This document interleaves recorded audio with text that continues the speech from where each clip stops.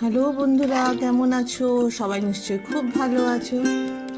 আজকে একটা খুব শর্টকাট মেনু তোমাদের জন্য নিয়ে এলাম।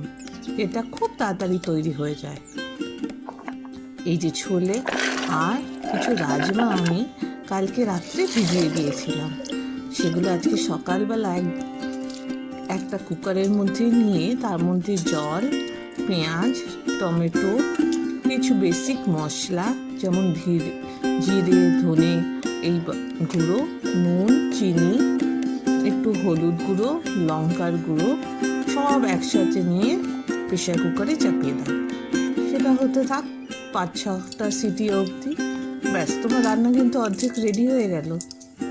এবার জাস্ট 5 মিনিট তোমার একটু তেল গরম করবে, শুকনো লঙ্কা, গোটা গরম মশলা আর রসুন ফোড়ন দেবে।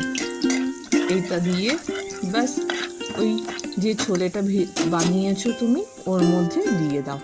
সঙ্গে কিন্তু একটু মিট মশলা বা ছোলে মশলা দিলে টেস্টটা আরও ভালো হয়। না দিলেও কিন্তু কোনো অসুবিধা নেই, কিন্তু তোমার রান্না কিন্তু সম্পূর্ণ রেডি হয়ে গেল। দেখো কত সুন্দর ছোলে বানিয়ে নিলাম। এটা কিন্তু আমাকে আমার এক বন্ধু শিখিয়েছিল।